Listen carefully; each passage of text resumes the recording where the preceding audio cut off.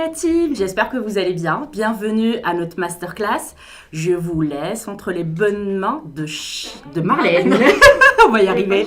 Donc, première action. Bonjour à tous, je me présente, je m'appelle Marlène Gourounas, je suis scénographe et cofondatrice du studio WM Paris, qui est une agence de design spécialisée dans la scénographie de vitrines et de pop-up. On va passer une petite heure ensemble où je vais tout d'abord vous présenter mes projets, donc une sélection de mon portfolio avec une explication du parcours et comment je suis arrivée en fait à devenir scénographe.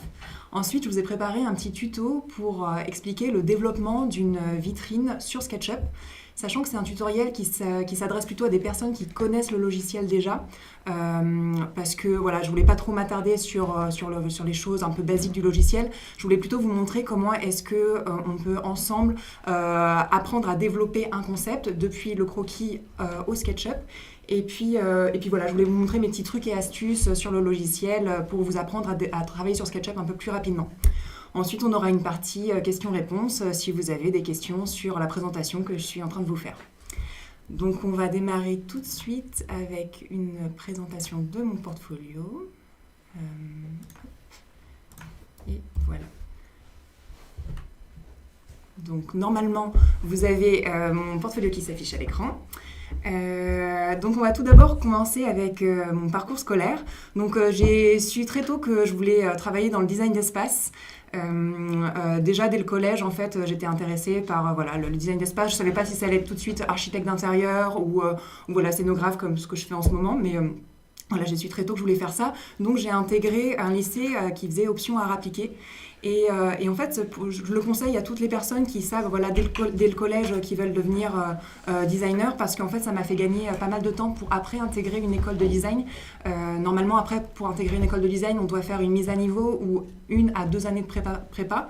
Et moi, du coup, en fait, grâce à ce bac art appliqué, j'ai pu directement intégrer donc l'école Camondo, qui est une école sur 5 ans, basée à Paris, qui est une école qui propose une formation d'architecture intérieure et design produit.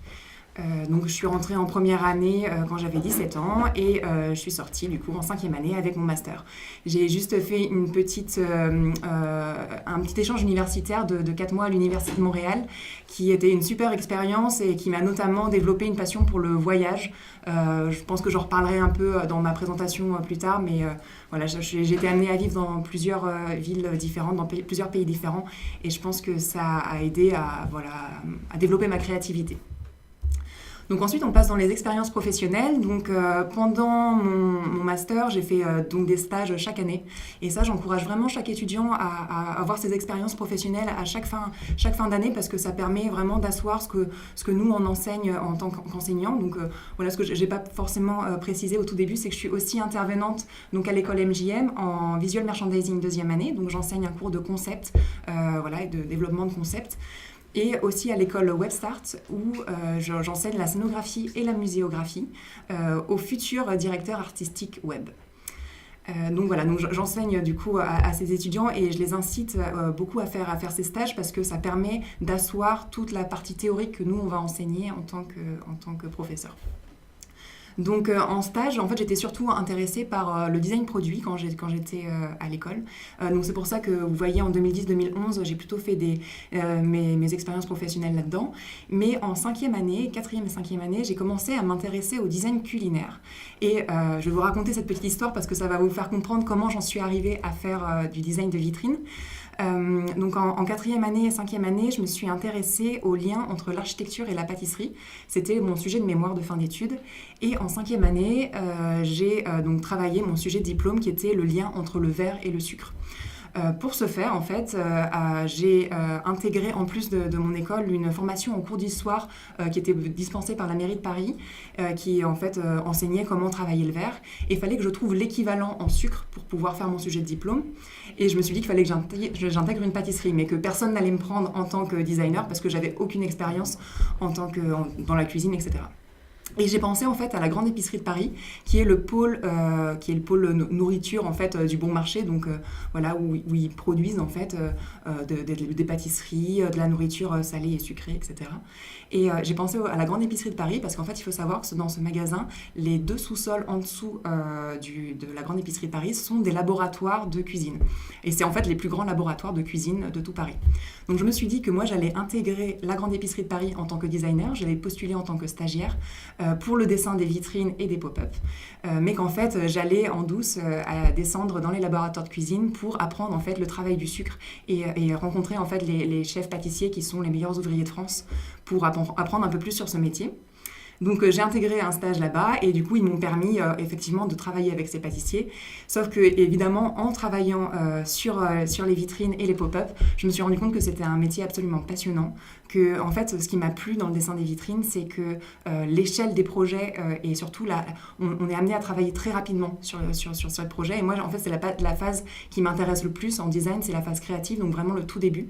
Et il faut savoir que quand on fait un dessin de vitrine, contrairement à un dessin d'espace plus classique comme en architecture intérieure ou un dessin par exemple de restaurant, etc. En dessin de vitrine, on est sur des projets qui sont très courts. Donc on va avoir par exemple 2 semaines pour travailler un concept et des fois le projet est produit 6 mois après. Donc en fait moi j'ai bien aimé en fait ce côté très rapide, ce côté où il fallait avoir beaucoup d'idées très rapidement, etc. Donc je me suis dit que c'était peut-être quelque chose que j'avais envie de pousser plus tard. À la fin de mon master, donc à la fin aussi de mon expérience au Bon Marché, j'ai obtenu une bourse d'études qui est une bourse européenne qui s'appelle la bourse Leonardo, qui permet aux jeunes diplômés de partir étudier et travailler dans le pays européen de leur choix, tout en étant rémunérés. Et je me suis dit que j'avais envie de partir à Londres parce que j'étais très mauvaise en anglais et que vous allez le voir plus tard dans la présentation. Quand on travaille en visual merchandising, quand on fait du dessin de vitrine et pop-up, on est amené à faire des projets qui sont à l'international et du coup on est amené à travailler avec beaucoup d'équipes autour du monde. En fait j'ai très peu de projets qui ont été réalisés en France, mais par contre j'ai des projets qui ont été faits un peu partout. Donc il fallait à tout prix que j'apprenne l'anglais. Et encore une fois, j'encourage les étudiants à pousser cette pratique de l'anglais parce que vous allez être amenés à travailler avec cette langue. Donc après mon master, je suis partie travailler pour Samuel Wilkinson, qui est un designer anglais qui dessine surtout du mobilier et des luminaires. J'ai travaillé un peu moins d'1 an pour lui. Puis, en fait, je me suis rappelée de cette expérience au Bon Marché et je me suis dit que finalement, c'était ça qui me motivait le plus. Et j'avais envie de retrouver en fait ce côté très créatif et très rapide dans la création. Donc, j'ai intégré une agence pendant un peu plus de 2 ans qui s'appelait Elemental Design, où j'ai travaillé pour mes premiers clients donc dans le domaine du luxe. Par la suite, donc après ces 3 ans passés en Angleterre, j'ai voulu voyager. Je suis partie faire un grand voyage en Amérique du Sud et j'ai notamment intégré une équipe en Équateur qui s'appelait All Hands Volunteers, qui est en fait une NGO qui en fait construisait des maisons en bambou pour les sinistrés du tremblement de terre qu'il y a eu sur la côte équatorienne en 2016, qui est un grand tremblement de terre qu'il y a eu, donc beaucoup de gens se sont retrouvés sans maison. Et en fait, le but de cette association était de créer en fait très rapidement des maisons avec les matériaux locaux. Donc j'ai eu la chance de pouvoir participer à la construction de ces maisons. C'était une expérience très gratifiante et enrichissante. Puis à mon retour à Paris, j'ai cofondé donc le studio WM Paris avec mon associé Quentin Vary, qui lui est un ancien de Burberry. Et en fait, on s'est associés tous les deux parce que moi, j'avais plus cette expérience en agence, lui plus une expérience vraiment interne dans une maison de luxe. Et on s'est dit que voilà, on allait s'associer ensemble et prendre les points positifs des 2 expériences qu'on avait pour fonder ce studio. Donc c'est un studio qui est surtout basé sur la création. Donc nous, on n'est pas du tout dans la production des vitrines. On va faire sous-traiter cette partie-là. On va vraiment travailler sur la création de ces vitrines, donc du premier dessin jusqu'à l'esquisse technique. Et on a aussi toute une partie illustration. Et d'ailleurs, on fait de plus en plus appel à nous pour du design d'illustration. Voilà. Ici, je vous ai rajouté une petite page plus pour vous parler des différents prix et surtout pour encourager encore une fois tous les étudiants à regarder tous les concours qui se passent en dehors de l'école parce que en fait, c'est des super expériences pour vous faire connaître et puis asseoir aussi votre créativité, toujours continuer, ne pas toujours travailler sur les projets qu'on vous propose à l'école, mais aussi regarder ce qui se passe ailleurs et faire travailler votre créativité avec d'autres projets. Et surtout, en fait, je vais vous parler de ce concours, donc, qui s'appelait Code 2012. Et en fait, le prix de ce concours, c'était une semaine de workshop dans le domaine de Bois-Bûcher. Donc, le domaine de Bois-Bûcher, c'est un workshop qui propose de faire une semaine avec des designers. Donc, ils ont différentes thématiques. Et voilà, donc ça permet de travailler avec plein de designers et sur une seule thématique et souvent un matériau. D'apprendre un peu plus sur ce matériau. Et là, pour le coup, c'était sur le travail du verre. Et c'est à partir de ce workshop-là que j'ai eu l'idée de mon sujet de diplôme. Donc voilà, c'est juste pour vous dire qu'avec les prix qu'on va gagner avec certains concours, ça peut nous amener, ouvrir notre créativité et nous donner d'autres idées pour les projets.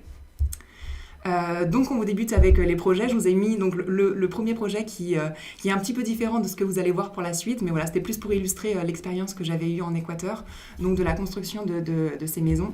Et ce qui avait été hyper intéressant, c'est qu'en école d'architecture, du coup, on apprend beaucoup la partie théorique, c'est-à-dire qu'on va apprendre la coupe d'un escalier, comment est-ce que, voilà, on apprend techniquement comment sont faits les volumes, mais on a très peu cet aspect pratique. Et c'est vrai que là, vous pouvez le voir avec le sourire que j'ai sur cette photo, quand on arrive à faire son premier escalier soi-même, on est assez content de tout ce qu'on a appris au préalable. Mais voilà, donc ça, c'était plus juste pour vous montrer ce projet et illustrer ce que je venais de dire précédemment. Ici, c'était plus pour vous montrer un projet en design culinaire, donc notamment l'expérience que j'ai eue à la Grande Épicerie de Paris. Donc, on devait designer une collection d'œufs en chocolat, donc pour Pâques. Et ce qui était intéressant dans le design de ces objets culinaires, c'est qu'en fait, le process créatif se passe exactement comme tous les autres projets. Et on est amené à travailler avec des tas de personnes hyper passionnantes qui, du coup, vous apprennent énormément sur leur pratique. Donc ici, pour le coup, un pâtissier et un chocolatier. Et là, je vous ai montré quelques exemples en cours du projet. Donc, on passe toujours par une phase de dessin. Moi, j'encourage énormément mes élèves à dessiner. Ils se reconnaîtront d'ailleurs parce qu'en cours, à chaque fois, j'insiste sur cette notion du dessin. Pour moi, c'est la base du métier de designer, il faut savoir dessiner. Donc, on passe toujours par ce moment où on va dessiner quelque chose. Puis, va venir en fait la phase 3D pour développer techniquement l'objet et savoir en fait comment il va fonctionner en volume. Ici, dans ce projet précis, on a dû développer des moules en aluminium, puis faire des thermoformages en plastique pour ensuite coller le chocolat à l'intérieur. Donc voilà, il y avait une centaine de chocolats qui étaient produits au final et c'était un projet assez intéressant. Maintenant, je vais passer à la phase de présentation de projet de ce que je fais plus au quotidien, donc ce qu'on fait dans notre studio avec Quentin. Donc là, principalement, le dessin de vitrine.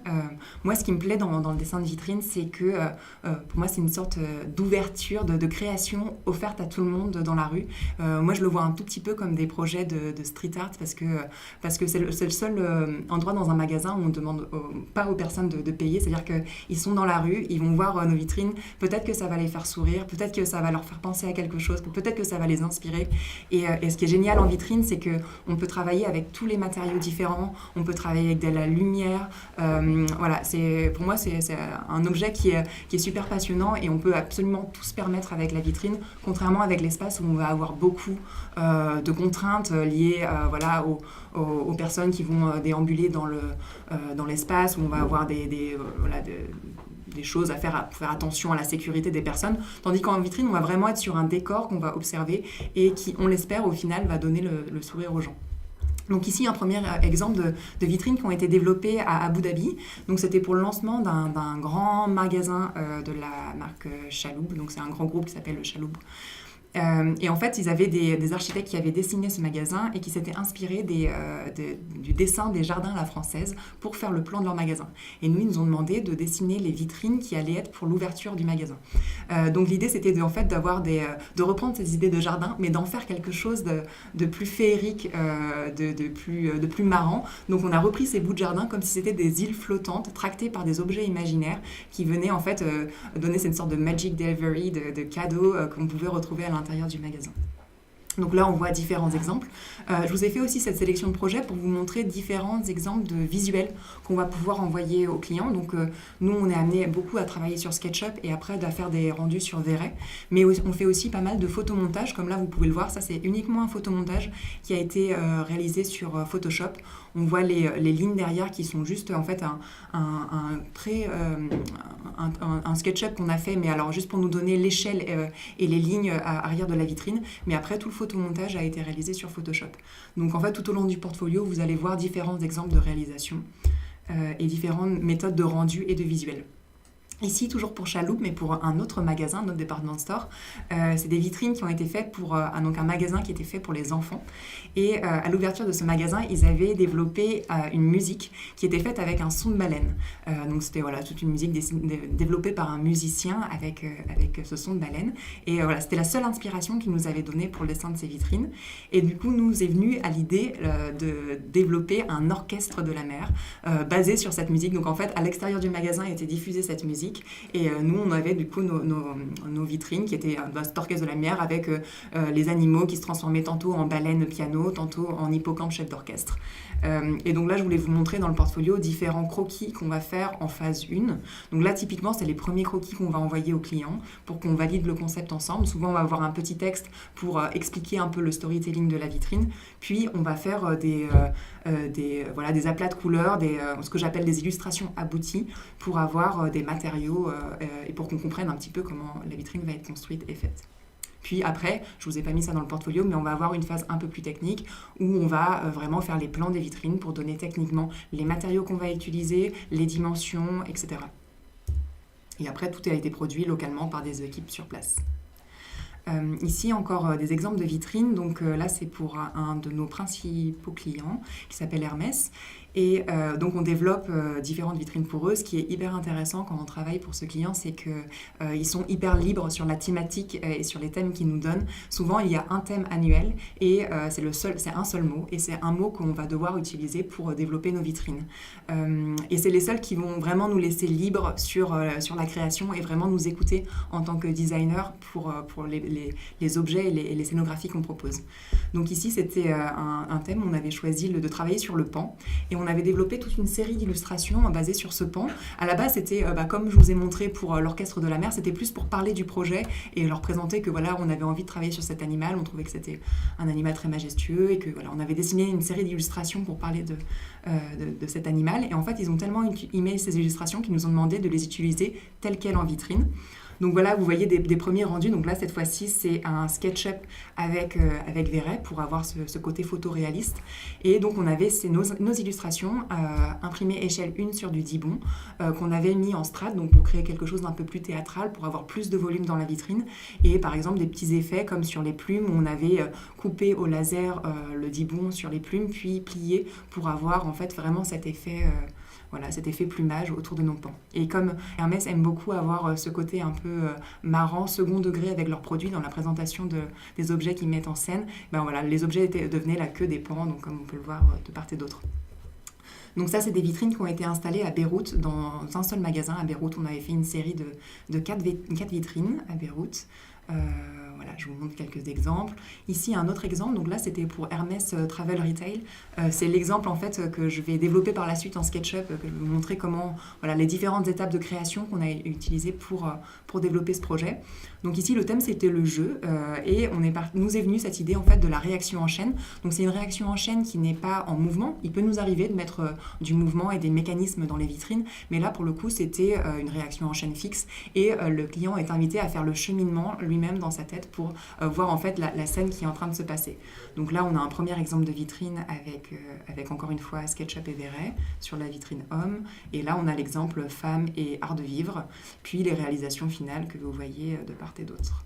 Donc c'est des vitrines qui ont été installées dans des aéroports dans 5 villes d'Europe différentes. Ensuite, là, je vous montre plutôt des projets d'espace parce qu'on dessine aussi des pop-up, à la fois permanents et temporaires, même si on fait plutôt des choses temporaires dans notre studio. Donc là aussi, c'est un de nos clients principaux qui s'appelle Piaget. Donc c'est des bijoux, des montres de luxe. Et en fait, ce qui était intéressant avec ce projet-là, c'est qu'on devait repenser en fait l'image de leur boutique. Donc ils nous avaient donné le thème Sunny Side of Life. Et du coup, on a développé en fait ce pop-up avec eux. Donc ça allait aussi bien au dessin de l'espace qu'au dessin même de la vitrine elle-même, qui maintenant est utilisée de manière permanente dans leur boutique. Donc voilà, ce petit côté arrondi qu'on peut voir par exemple en bas, c'est des choses qu'on a dessinées nous-mêmes. Donc là, ce que vous voyez avec la petite vidéo qui est en train de se lancer, c'est le côté storytelling expérience client. Donc ça, c'est quelque chose qui est hyper important aussi dans notre métier. C'est-à-dire qu'en fait, on sait que la vente des objets de luxe, de la mode, se passe de maintenant de plus en plus en ligne. Donc en fait, pourquoi les clients vont avoir envie de se déplacer dans les boutiques pour acheter en fait des produits? C'est parce qu'ils vont avoir une expérience qu'ils ne vont pas pouvoir retrouver ailleurs. Donc généralement, on va devoir penser une expérience pour qu'ils s'amusent en fait sur le site. Là, pour le coup, pour Piaget, c'était une sorte de kaléidoscope avec une petite scène pour donner ce côté un peu théâtral où les gens devaient se mettre debout en fait devant ce kaléidoscope, se prendre en photo, et il y avait un petit Polaroid avec leur image qui s'affichait. Donc c'est à nous maintenant de réfléchir à plein d'expériences clients. Là, je vous en ai montré une, mais on va pouvoir aussi penser des choses qui sont plus digitales, par exemple. Ici, c'est quelque chose de plus permanent que je vais vous montrer. Donc, c'est la nouvelle identité des boutiques Issey Miyake. Donc, c'est un concours qu'on a gagné l'an dernier avec le studio. Donc, c'était en fait l'idée de revoir tous leurs boutiques parfums en France et à l'international. Donc, à chaque fois qu'on a une boutique Issey Miyake, on devait repenser à la fois le backwall que le comptoir qu'on avait devant. L'idée de ce pop-up, vous allez voir sur la petite vidéo qui est en train de se lancer, c'était d'avoir encore quelque chose qui est très ludique, festif. Donc on a encore eu cette idée un peu de cette réaction en chaîne, de ces objets voilà, qui sont mouvants à l'intérieur de la vitrine. On voulait un comptoir et des étagères qui soient permanentes, d'accord, mais qui puissent être updatées dans le temps. C'est-à-dire que vu que c'est quelque chose qui va rester au moins 5 ans dans les boutiques, que ce soit quelque chose qu'on puisse renouveler assez facilement. Que si par exemple il y a un nouveau parfum, une nouvelle collection qui se lance, on puisse facilement changer ces backwalls juste en changeant des petits modules qu'on avait destinés à l'intérieur de nos étagères. Donc là typiquement par exemple les citrons, les fleurs que vous voyez ici peuvent être prises et enlevées et renouvelées.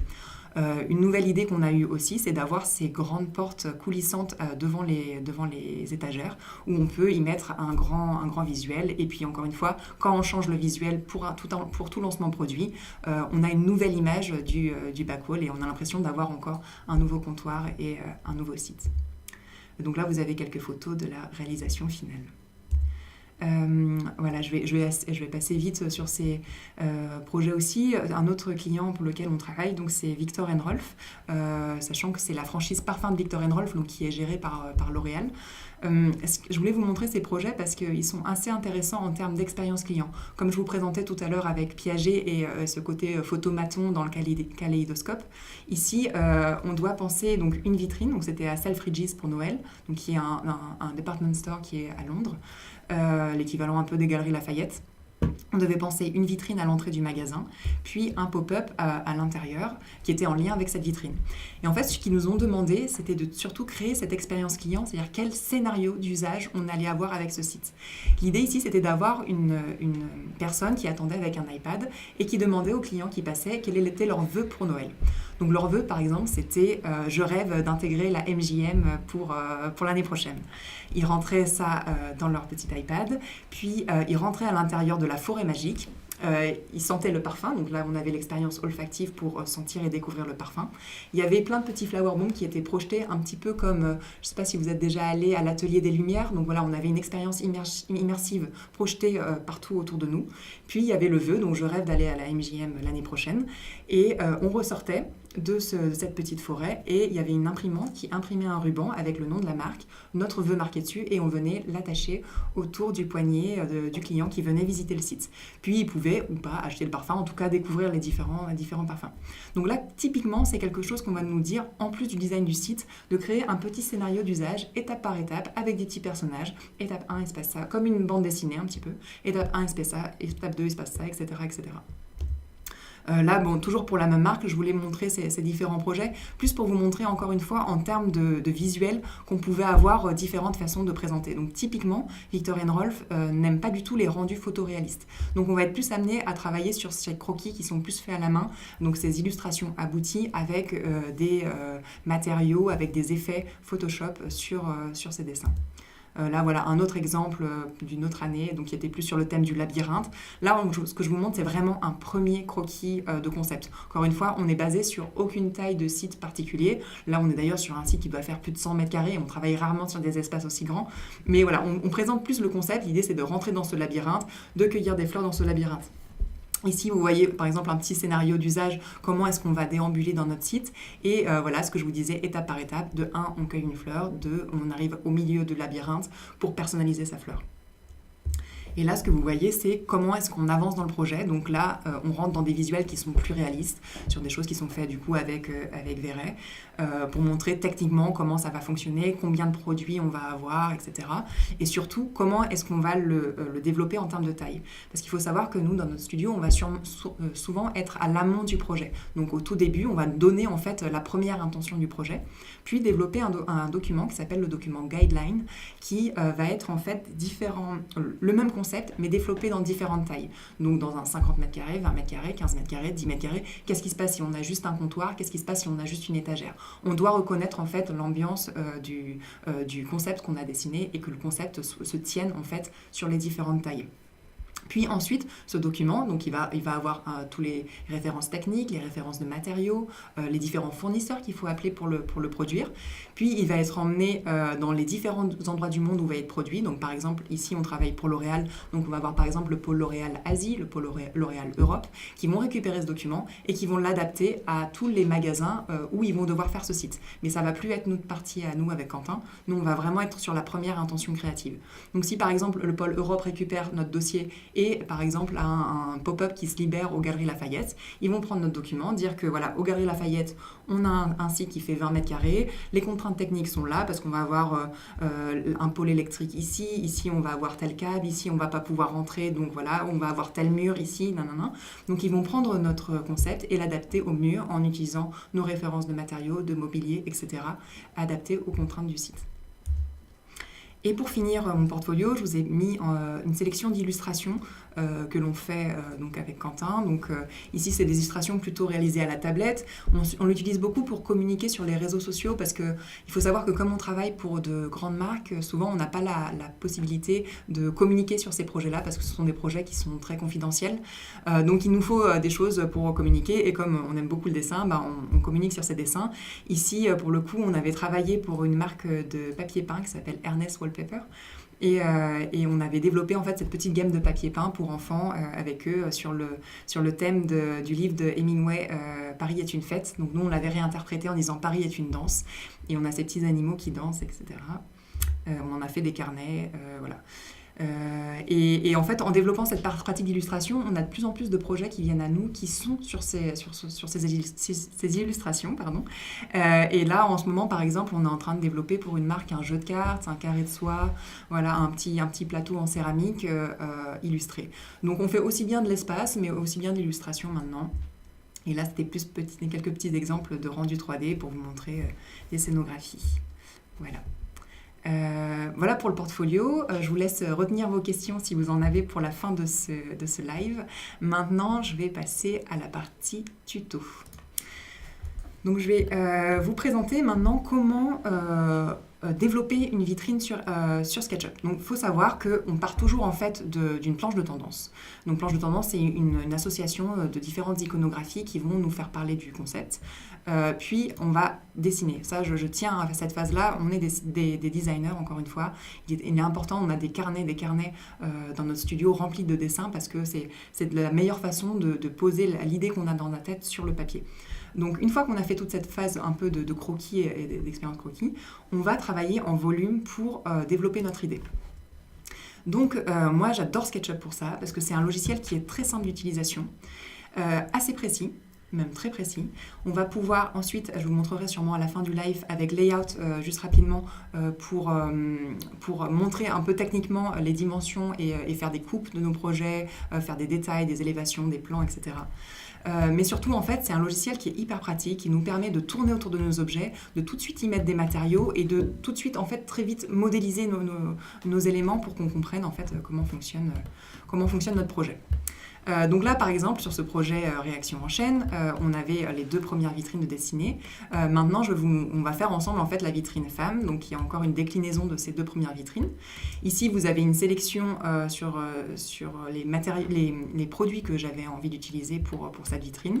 Donc en fait, les produits, je ne vais pas m'amuser à les redessiner sur SketchUp. Ce que je fais, c'est que je les mets en PNG j'importe un PNG en fait sur sur un calque.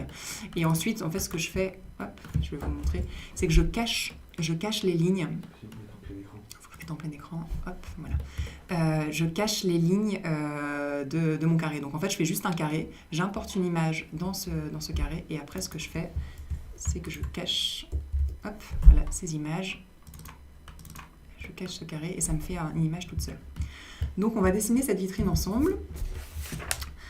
Donc, je vais commencer par faire la boîte extérieure.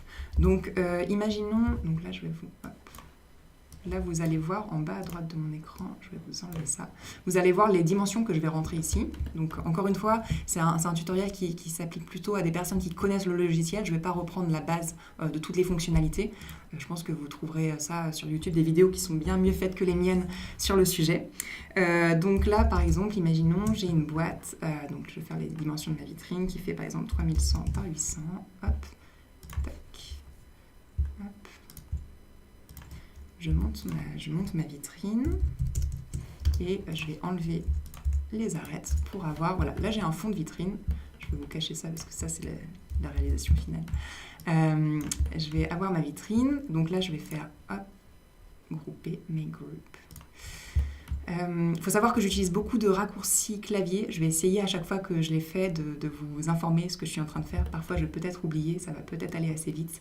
Mais vous pourrez revoir cette vidéo en replay pour avoir plus d'informations et pour mettre pause dans ce que je vous raconte. Donc ici j'ai ma vitrine.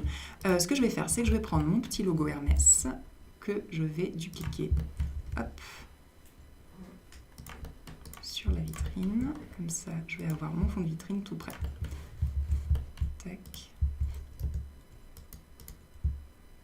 Donc là, vous avez la base. Maintenant, ce que je veux faire, c'est développer. Donc, vous avez vu mes dessins tout à l'heure. J'ai cette idée de réaction en chaîne. Je veux un enchevêtrement en fait, d'actions qui en fait, fasse tomber mon produit à la fin dans une piscine.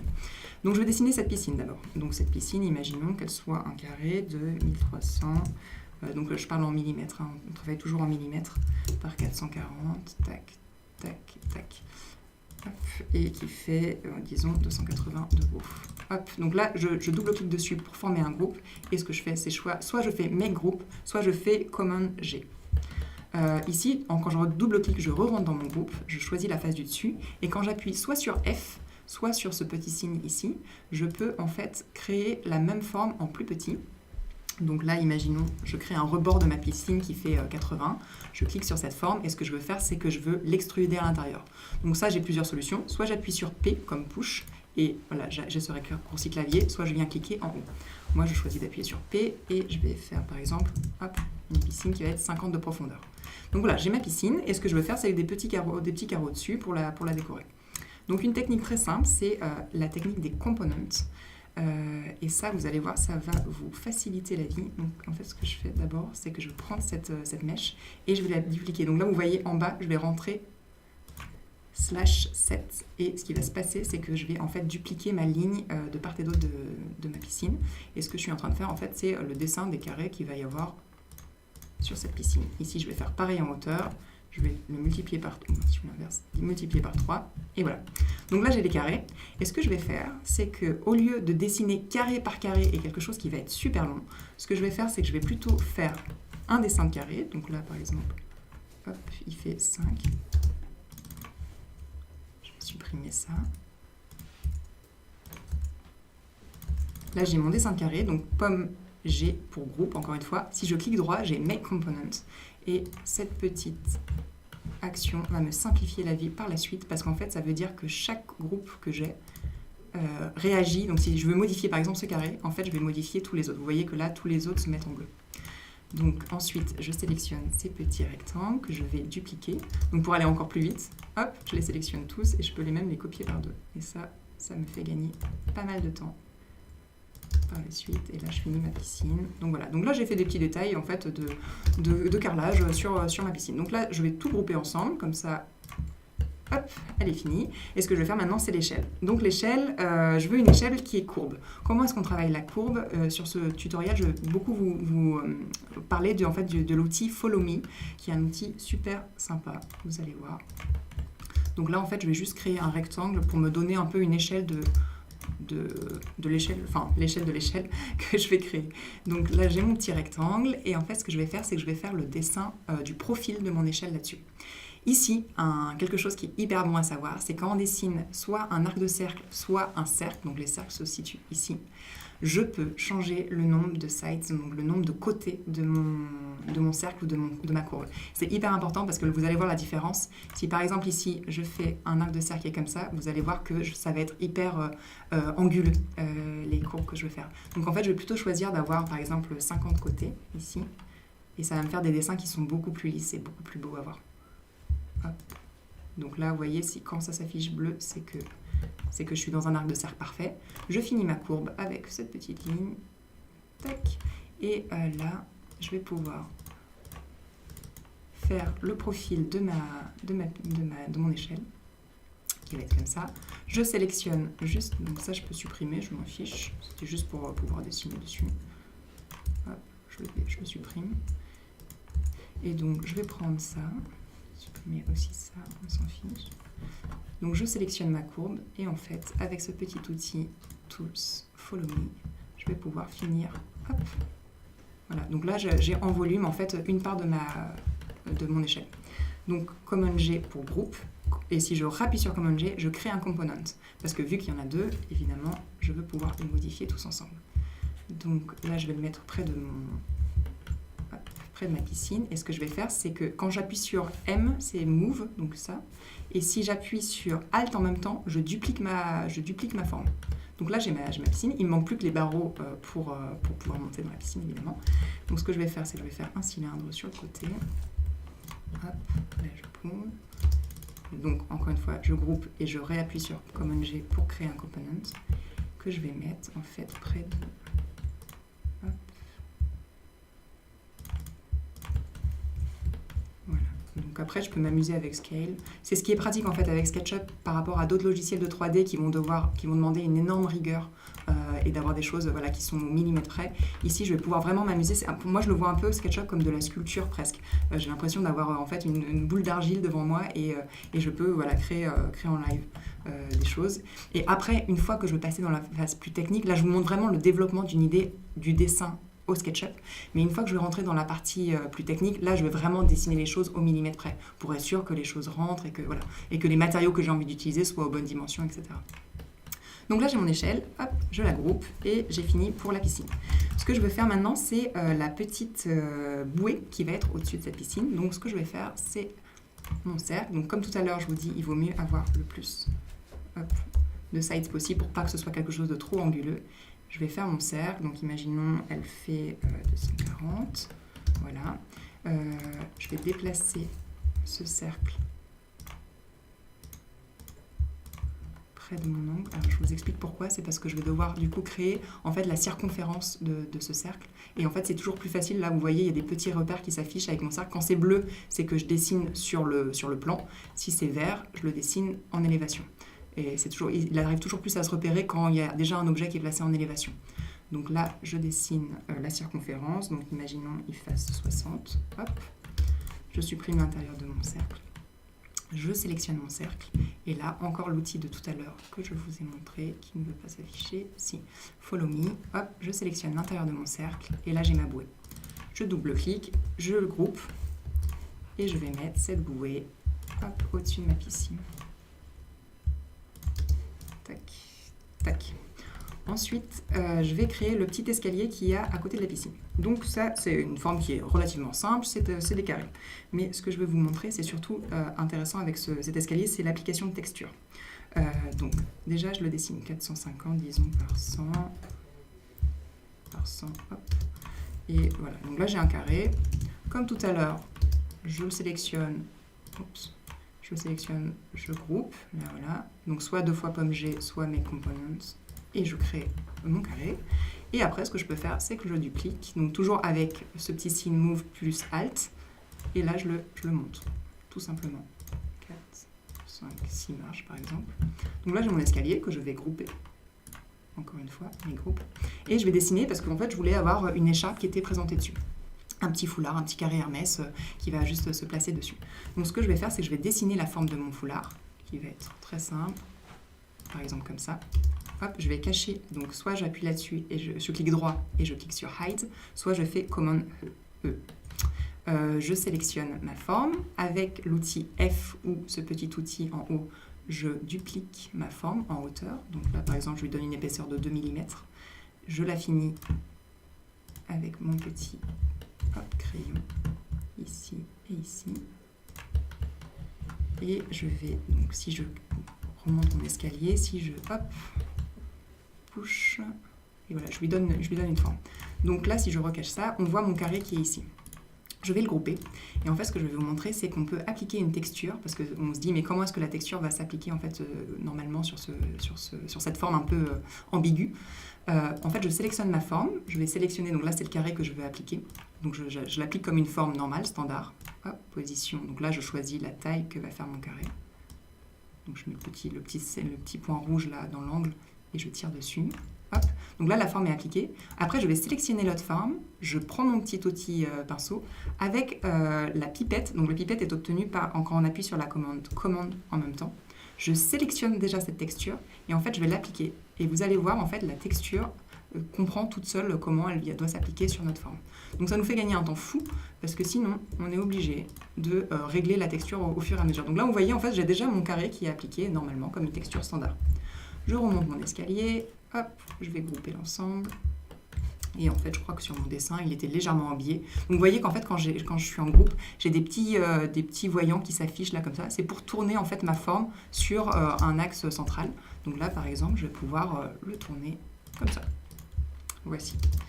Qu'est-ce que je voulais vous montrer aussi rapidement? Oui, comment on développe un profil, par exemple, dans mon design que vous voyez ici, j'ai des petites quilles. Donc, comment est-ce qu'on fait une quille? Donc, je vais avoir ma petite étagère qui va être ici, pour ma quille. Tac, tac, tac. Donc, je vais lui donner un volume qui est comme ça. Encore une fois, je la groupe. Et je vais décider que ma quille, par exemple, donc déjà, je vais dessiner son profil. Elle fait 270. Oups. 270 de haut. Donc là, je dessine juste le carré pour savoir dans quoi elle tient. Je groupe cette forme. Et je vais devoir dessiner juste en fait la moitié de ma forme que je vais en fait faire tourner sur elle-même par la suite. Donc par exemple, je vais faire donc, le haut de la quille. Donc là, je le fais un petit peu vraiment à l'arrache pour vous montrer rapidement. Donc évidemment, il me dit que vu que là, on est sur une échelle qui est plus petite, le nombre de sides que j'avais de ma courbe, du coup, doit diminuer. C'est pas très grave pour cet exemple. Donc je fais une quille vraiment à vue de nez, qui va être beaucoup trop grosse, mais c'est pas grave. Hop. Je vais fermer ma forme. Et ce qui va se passer, c'est que je vais du coup dessiner un cercle en dessous pour dire que en fait, ce profil-là va devoir tourner sur lui-même sur en fait, ce diamètre ici. Hop, hop. Donc ça, je supprime, j'en ai plus besoin. Donc vous voyez, j'ai ma forme ici et je vais vouloir la faire tourner sur elle-même pour former ma quille. Donc je sélectionne l'axe sur lequel je veux faire tourner. Je vais supprimer ça, hop, pour que vous voyez mieux. Donc je vais supprimer l'axe sur lequel je veux faire tourner. Encore une fois, Tools, Follow Me, je choisis ça et j'ai une quille qui est un peu moche, mais c'est pas grave. C'est plus pour l'exemple. Encore une fois, je peux créer un component parce qu'en fait, je veux 3 quilles. Donc voilà, ça me simplifiera la vie au moment où je veux appliquer les matériaux, par exemple. Hop. Et 2 slash tac. Là, par exemple, mon étagère est un peu petite. Je vais lui rajouter un peu de taille. Donc vous voyez là, comme je suis dans une phase de concept, je ne suis pas du tout en train de travailler au millimètre près, en train de me dire, ah tiens, c'est une planche qui sera plutôt en MDF de 5 mm de haut, donc voilà. Là, je suis vraiment en train d'utiliser ce logiciel comme si j'étais en train de faire une création en pâte à modeler devant moi en fait. Je l'utilise, là je peux le déplacer facilement, je peux prendre avec l'outil scale, je peux la zoomer, la grossir, lui changer d'échelle, etc. Si mes quilles je les trouve trop grosses, je les sélectionne les 3 et avec l'outil échelle, hop, je les agrandis un peu. Bah là déjà on a une forme qui est un peu plus une forme de quille. Voilà, c'est un logiciel qui est hyper pratique et hyper maniable pour être sur la phase de création. Qu'est-ce que je peux vous montrer d'autre sur ce logiciel? Oui, je vais vous montrer comment on fait une sphère parce que j'avais une aiguille qui allait rentrer en fait dans cette petite bouée gonflable et qui allait en fait crever cette bouée pour que l'objet tombe dans la piscine. C'était l'objet de ma vitrine et le concept de la vitrine. Donc comment on fait une sphère sur SketchUp? On va faire donc une première taille, donc par exemple là elle fait 28. Je sélectionne ma forme et je la groupe. Ça je vais cacher. Hop. Ça, ce que je vais faire, c'est que je vais, donc avec l'outil Move, dupliquer cette forme. Alt, je la duplique. Ici, avec mes petits voyants rouges, je tourne la forme à 90 degrés.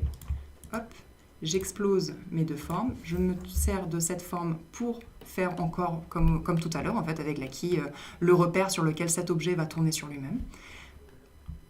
Donc, je le sélectionne. Hop, Tools, Follow Me.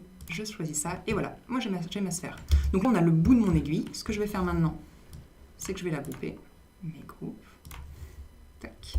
Je vais choisir la longueur que va faire mon aiguille. Donc là, j'avais décidé par exemple 410.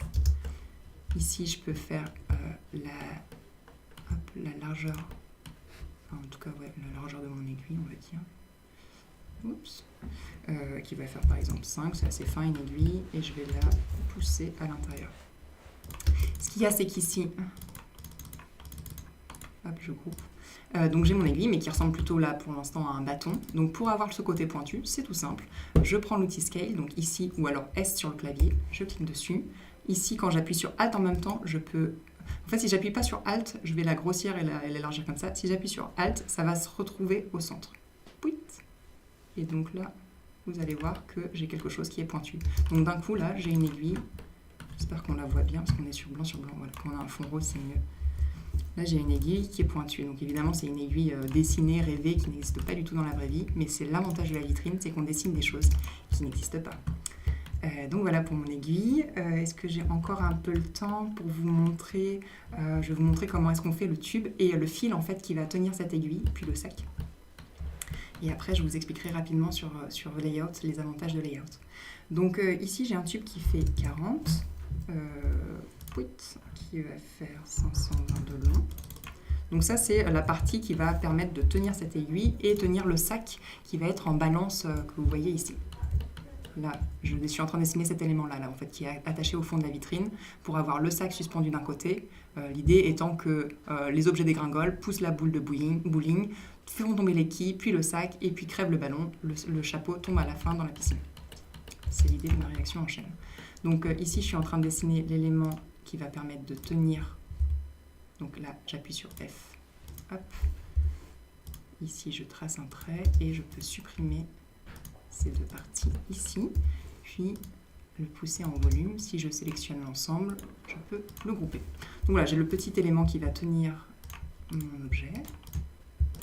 Et comme je veux pas, enfin là on est sur SketchUp, donc c'est facile, tout tient en l'air, mais dans la vraie vie, ils seront attachés vraiment sur le mur du fond, tout ombré sinon. Donc on va faire quand même le petit élément qui va permettre de tenir l'ensemble au back panel. Donc là, tac. En fait, je dessine simplement un tube. Une fois que mon concept sera validé par mon client, je pourrais aller plus dans le détail et faire les recherches sur Internet sur quelle tige on va utiliser, quelle taille elles font dans la vraie vie et comment je vais véritablement les fixer dans mon panneau de fond. Mais là, pour l'instant, je suis vraiment sur une phase de dessin. Donc voilà. Donc on sait que cet élément, si on crée un component, je peux après le dupliquer en le déplaçant et je vais l'utiliser par exemple pour fixer ma bouée également.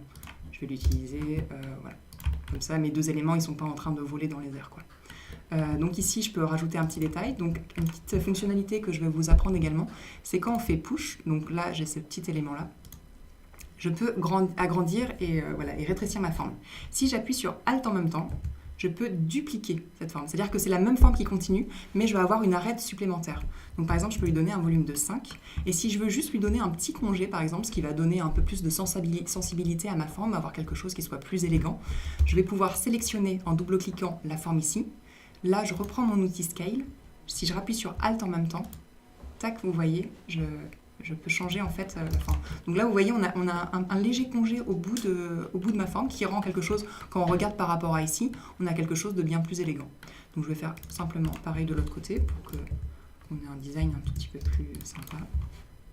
Hop, et voilà. Et après, si par exemple je veux qu'il soit creux, je peux simplement supprimer de part et d'autre. Oups. Voilà. Donc là, j'ai quelque chose, un tube qui est creux. Et si je veux faire passer, par exemple, un fil de part et d'autre, ce que je vais faire, c'est que je vais le faire partir de mon aiguille.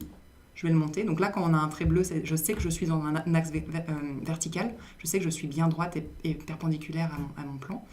je monte, hop, si je suis dans l'axe rouge, et ben voilà, en fait on a des repères qui sont hyper faciles pour éviter de dessiner n'importe comment. Parce que par exemple, contrairement à Rhino, qui est un logiciel où on va avoir les 4 vues différentes, et on va pouvoir travailler en plan, élévation, etc. Ici sur SketchUp, comme vous l'avez vu, on a une seule et même vue, donc on se sert en fait de ces repères colorés pour pouvoir dessiner. Donc ici par exemple, je vais donner l'épaisseur à ma ligne, donc c'est une toute petite ligne, hop, je vais lui dire, hop, voilà, elle est beaucoup trop grosse. Je vais lui dire par exemple 2, il va me dire qu'il y a trop d'angles, mais c'est pas grave. Ah, quelque chose que je peux faire, c'est que par exemple ma ligne, je sais que si j'utilise une corde par exemple, elle sera jamais à angle droit comme ça. Donc je peux lui dessiner une petite courbe ici. Donc si je me mets au coin et au coin ici, là vous voyez on a quelque chose qui est plus bleu, et au moment où ça devient rose, si je clique dessus, hop, évidemment ça ne marche pas. Si je clique dessus, normalement c'est censé la faire disparaître. Mais les aléas du direct font qu'elle ne disparaissent pas.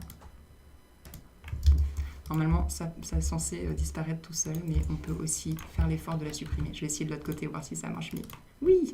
Donc là, ça marche. Donc en fait, voilà, on n'a plus qu'à double-cliquer dessus, et normalement, les coins de cette ligne, ça s'enlève.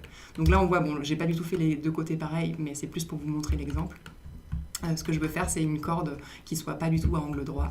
Et surtout, je vais pouvoir avoir mon petit cercle ici. Tac. Là, je sélectionne ma ligne.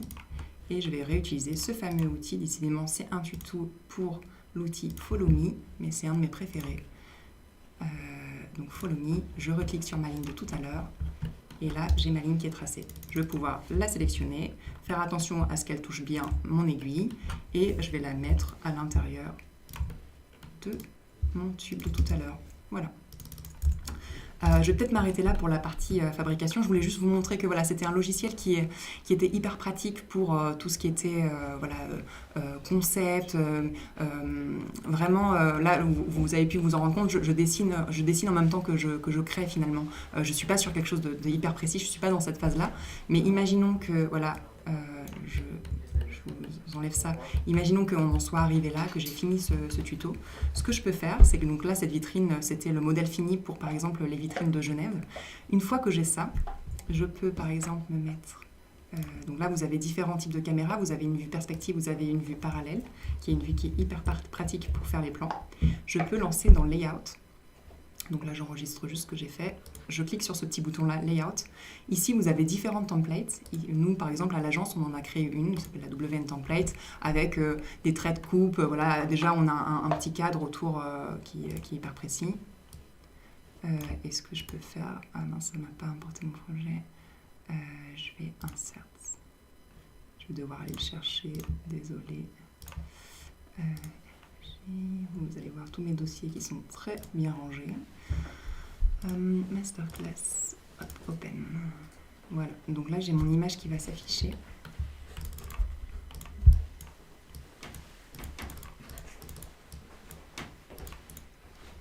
Je vais avoir déjà des questions déjà.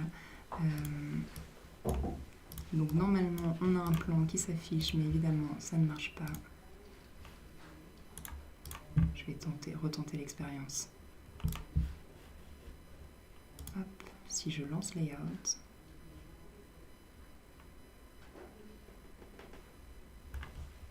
je me mets... Bon, et ça ne veut pas fonctionner. Bon, tant pis. Bon, normalement, on a l'image qui vient s'insérer. On a notre... Et là, je ne sais pas pourquoi il y a un bug, mais voilà, j'ai pas trop le temps de vous montrer pourquoi on a ça. Mais bon, normalement, on a l'image qui s'affiche et on peut directement, avec les dimensions, insérer les dimensions et les mettre tout à la bonne échelle, mettre des petites annotations grâce à ça, et voilà, et sortir un plan hyper bien fait sur Layout. Donc, c'est très pratique. Voilà. Et donc, une fois qu'on a fait cette phase-là, de rendu sur SketchUp, on peut pousser un peu plus loin le visuel et utiliser un plugin qui s'appelle SketchUp et avoir des rendus qui sont photoréalistes comme ça pour expliquer un peu plus dans l'ensemble comment sont les matières et comment fonctionne en fait comment fonctionne la vitrine. Et là vous avez des exemples de la réalisation finale des vitrines installées dans les magasins. Tac, avec des petits détails, voilà, comme je vous montrais le petit escalier avec les chars qu'on a dessinés tout à l'heure. Ici, un détail du carreau, des carreaux qu'on a fait ensemble avec l'outil Component. notre petite échelle, voilà, qui sera ici bien à l'échelle avec nos 2 montants. Voilà. C'est plus pour vous montrer un peu réalisation finale. Là, on voit un peu l'aiguille qu'on a faite tout à l'heure. Et voilà. Voilà pour moi. Je ne sais pas si vous avez maintenant des questions sur ce que je vous ai présenté. Désolée pour le petit bug layout. Je referai un tuto sur comment utiliser layout. Alors, c'est ici que je dois regarder et je vais vous donner... Alors, je vous écoute. Donc, je remonte dès le départ. Vous avez mis plein de gentils commentaires, c'est gentil. C'est vers le bas.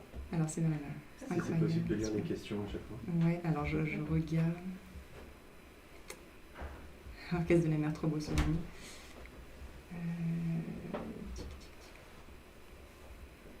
Je vois pas de questions, je vois juste que des... Il faut scroller vers le bas. Ouais, vers je le scrolle haut plutôt. Ah ouais. Voilà. Comment avez-vous réussi à obtenir l'extension Follow Me? Alors ça, je pense que c'est quelque chose qui est directement dans SketchUp. En tout cas, je n'ai pas installé. Mais si par contre, vous cherchez des extensions, vous avez... Alors, je ne sais pas s'il est possible de redonner l'image sur mon écran. Ouais, c'est bon. Ici, là, ce que je ne vais pas montrer, c'est que vous avez 3D Warehouse qui permet en fait de télécharger des images déjà faites. Si par exemple vous voulez faire une chaise et que vous n'avez pas envie de vous embêter, ou si par exemple vous n'avez pas envie de vous embêter à faire cette key, vous cliquez sur 3D Warehouse et vous rentrez directement key ou boolean et souvent il y a des objets qui sont déjà faits et gratuits. Sinon ici vous avez tous les extension Warehouse et là vous pouvez chercher toutes les choses que vous ne savez pas faire. Mais je crois que Follow Me c'est quelque chose qui est directement intégré dans SketchUp.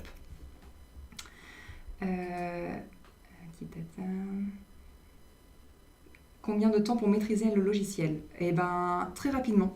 C'est-à-dire que moi, mon premier entretien d'embauche, on m'a demandé si je savais utiliser SketchUp. J'ai dit oui, alors que pas du tout. Et j'avais une semaine pour l'apprendre et j'ai appris grâce aux tutos sur YouTube. Et après, en pratiquant, voilà. Je sais que du coup, Quentin, qui travaille avec moi, est un expert du logiciel et je pense qu'il est en train de se taper la tête contre un mur pour se dire mais pourquoi elle n'arrive pas à faire fonctionner Layout? Mais clairement, quand j'ai un bug, c'est à lui que je demande. Voilà, franchement, c'est un logiciel qui s'apprend, contrairement à SolidWorks, contrairement à Rhino, qui sont des logiciels plus techniques. SketchUp, c'est hyper facile et moi, c'est un logiciel que j'adore, surtout pour de l'éphémère comme ça, pour de la scénographie, c'est hyper bien. Vous avez parlé d'une bourse Leonardo, qu'est-ce que c'est? Alors c'est une bourse qui peut être obtenue quand on a un master. Alors je veux pas trop m'avancer, je ne sais pas si elle existe encore, en tout cas en 2013 elle existait. Et c'était une bourse que j'avais obtenue grâce à l'école Olivier de Serres qui permettait en fait à certains de leurs étudiants sur sélection d'obtenir cette bourse. Et en fait ça nous permet de partir 6 mois faire un stage à l'étranger, on choisit son pays et on est rémunéré pour le faire. Je ne sais pas si j'ai bien répondu, mais c'est une sorte d'Erasmus en fait, mais pour les gens qui ont déjà un diplôme.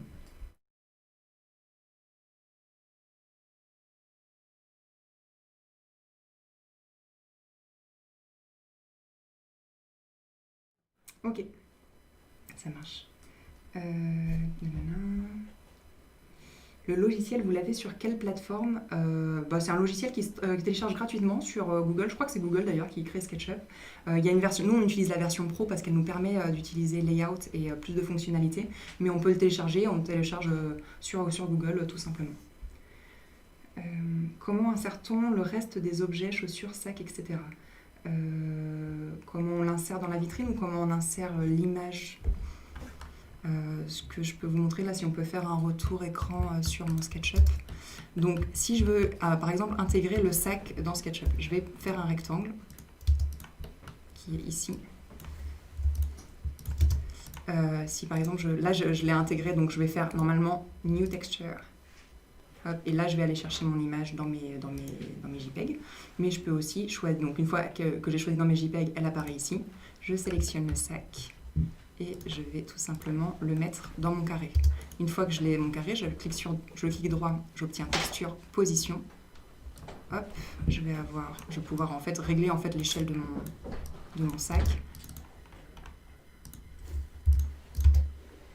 Modifier ça, voilà. Je double-clique, j'appuie sur Shift, je resélectionne l'intérieur. Donc là, je n'ai que les facettes, en tout cas les lignes extérieures sélectionné. Et je vais, clic droit, non, je suis obligée de le faire avec le raccourci clavier, pardon, Command E pour cacher. Donc là, hop, je groupe et j'ai mon sac qui est flottant sans les lignes à l'extérieur. Et sinon, pour les intégrer, tout simplement là, par exemple, vous les avez, ils sont à côté. Je les sélectionne avec Move, je vais simplement les déplacer. Là, je le déplace sur ma bouée. Là, je vais prendre mes chaussures, je vais les déplacer à l'intérieur de ma piscine, tout simplement en fait. Comment on fait des ronds sur SketchUp? Tout simplement, là, si j'ai encore mon logiciel, donc là, je clique sur la petite flèche ici, et là, vous voyez, il y a différentes formes sur SketchUp. Je choisis rond. Comme je vous ai montré tout à l'heure, ici, on peut choisir le nombre de côtés qui vont s'afficher. Donc là, je vais rentrer par exemple 50 pour être sûr que mon rond il soit bien lisse, etc. Je vais choisir l'angle sur lequel j'ai envie de le dessiner. Si j'ai envie de le dessiner en plan, je vais avoir un cercle bleu qui va s'afficher là. Mais si je veux le dessiner par exemple en élévation, je vais plutôt avoir les lignes rouges.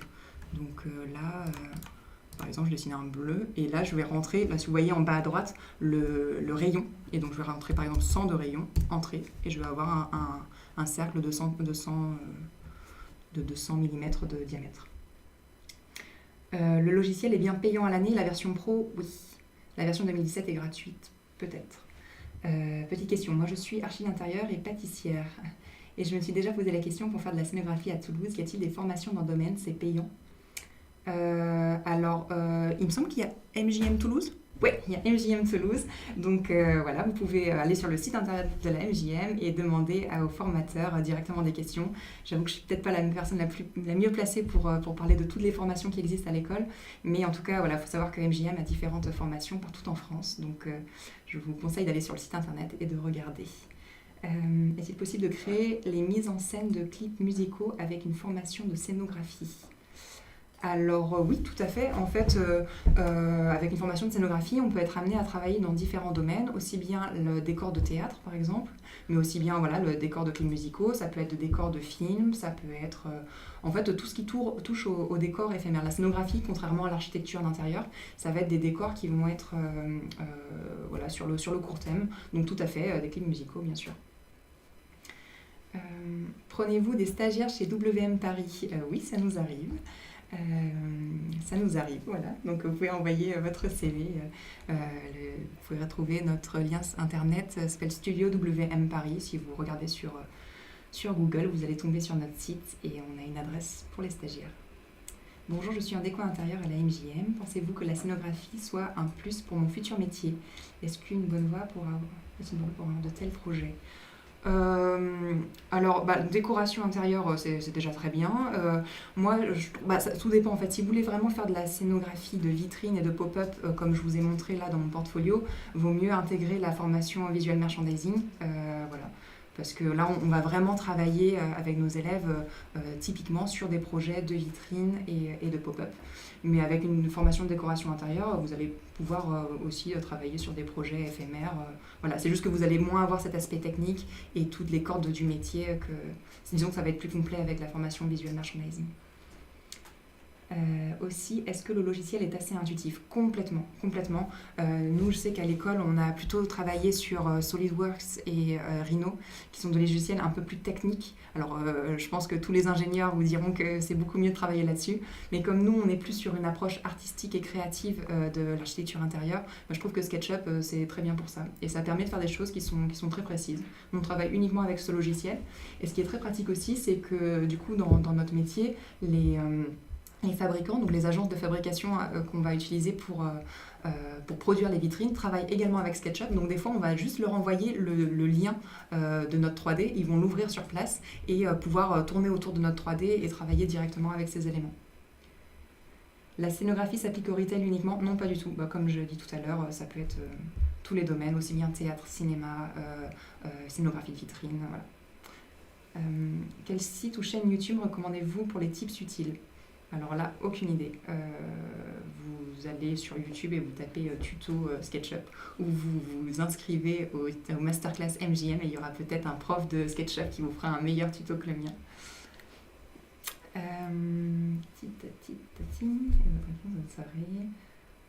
Est-ce qu'on peut être formé comme designer automobile à la MJM? Alors j'en ai aucune idée. Allez voir sur un site internet et prenez rendez-vous avec un conseiller. pour répondre à cette question. Pour le projet Shallow, vous êtes inspiré de l'univers de Miyazaki? Alors, pas du tout. Alors, c'est un très bel univers, ceci dit. En fait, moi, pour les inspirations, je n'ai pas vraiment de référence en particulier. Ça va être un peu tout, donc notamment les voyages, comme je vous disais au tout début de ma présentation. J'ai vécu à Londres, aussi à Montréal, à Milan, à La Réunion.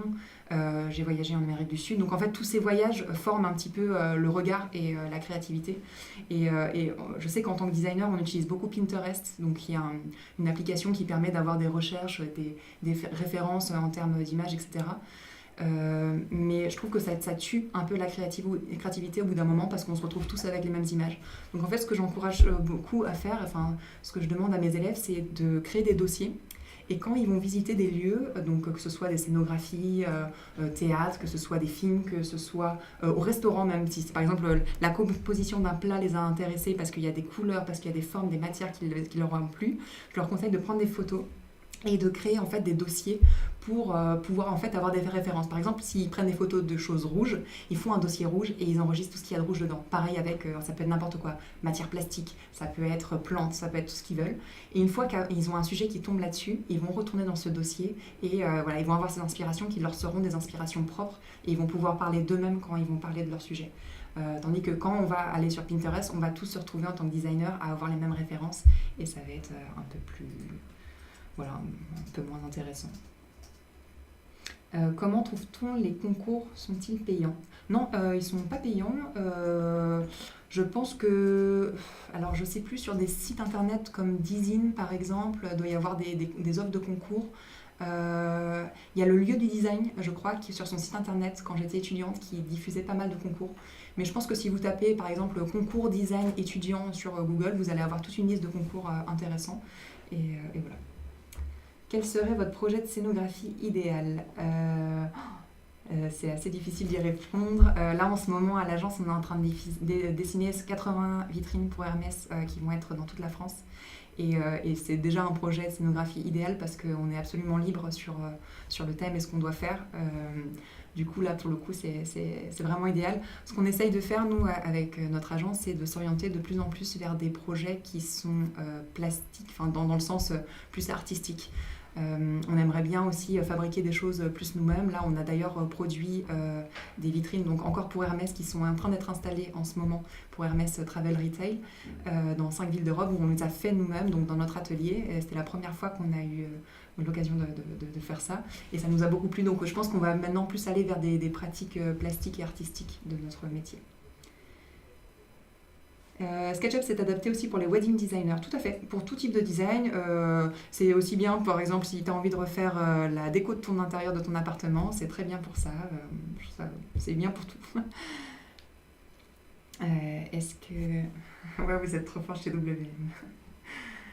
Voilà, je pense que peut-être une dernière question et puis on va pouvoir terminer ce live. Pour débuter dans la scénographie, quel niveau d'études faudrait-il? Eh bien, là, par exemple, dans la section Visual Merchandising à MJM, vous avez 2 ans qui sont très qualitatifs. Donc voilà, moi, ce que je conseillerais, c'est évidemment, comme tout à l'heure, on a eu une question d'une personne qui était en déco, peut-être compléter la formation de déco avec 2 ans de Visual Merchandising. Voilà, je pense que en fait, ce qui est pratique à l'école ici, c'est que vous avez plein de petites formations et vous pouvez en fait créer votre métier idéal en vous spécialisant en fait dans tel ou tel type de domaine. Moi, ce que je conseillerais, c'est d'avoir par exemple une formation qui soit plus archi d'intérieur, plus une spécialité Visual Merchandising, pourquoi pas, ou décoration. Allez, dernière question. Alors, la dernière question, c'est notre stagiaire, notre ancien stagiaire, donc je ne vais pas répondre à cette question. Mais en tout cas, voilà, merci d'avoir suivi ce live. C'était un plaisir de partager ces informations avec vous. Si vous avez des questions, n'hésitez pas d'aller sur le site de la MJM. Il y a plein de conseillers qui seront très contents de vous répondre sur les différentes formations proposées.